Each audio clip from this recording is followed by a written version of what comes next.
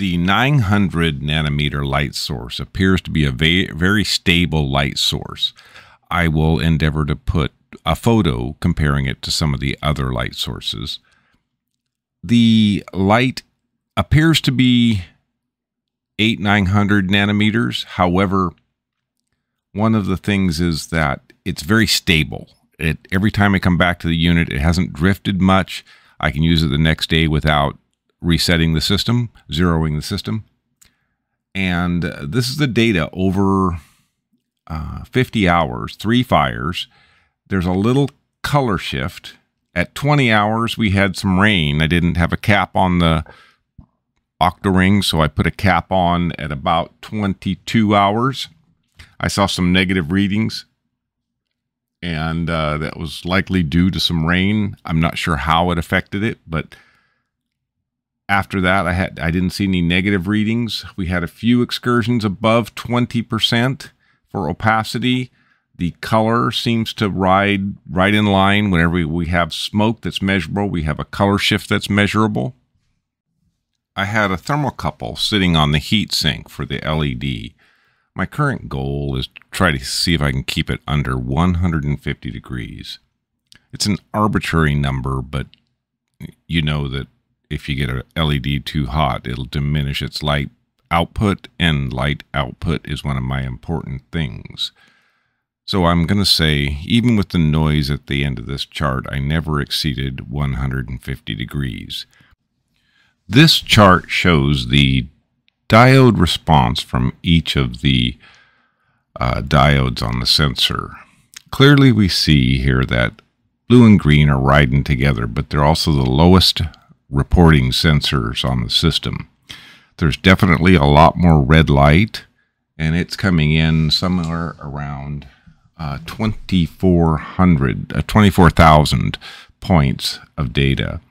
That's still very good data. Even with the lowest data point, we're still got 5,000 data points of headroom. So I think we are right where we need to be on the sensor, putting in the right amount of light. You can also see that the clear diode is reporting in somewhere just shy of 55,000. So we've almost saturated that light source. We would not want to go too much brighter. The sensor will change gears, shift levels, and it'll either speed it up or slow it down and read differently. So we're trying to stay in the same range, and I think we're at the maximum light we can put into this sensor without shifting levels.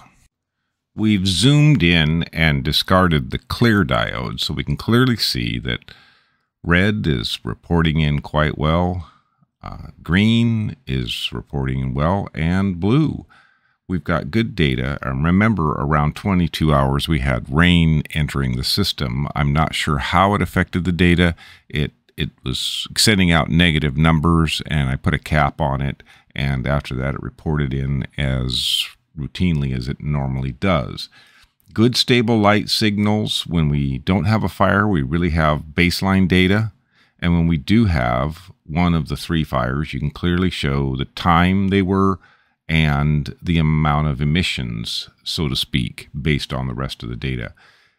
Good looking data, very good looking data. When I look at this, I'm really quite pleased with how the system responds. The incident light is the brightness of the light striking the sensor, and we have 400 lux, which appears to be the max I would recommend. I wouldn't want to go much more than 500. It is doable, but under the current settings and with consistency, let's try to stay under 500 to keep the sensor in its specific range.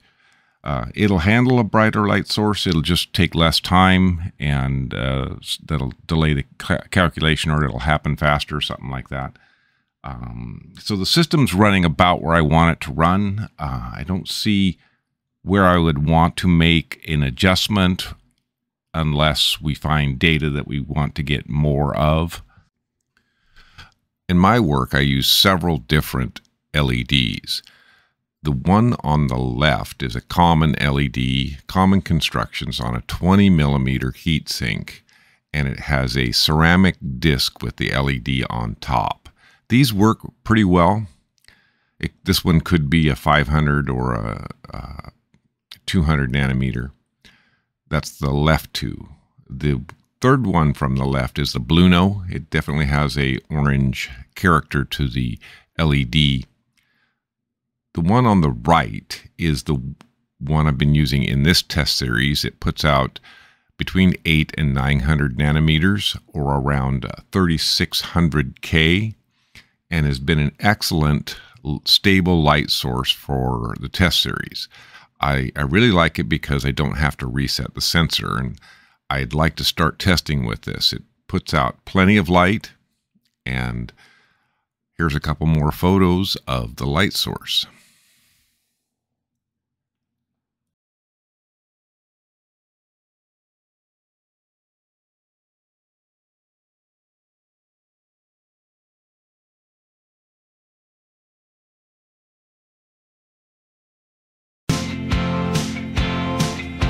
Smokeless chimney.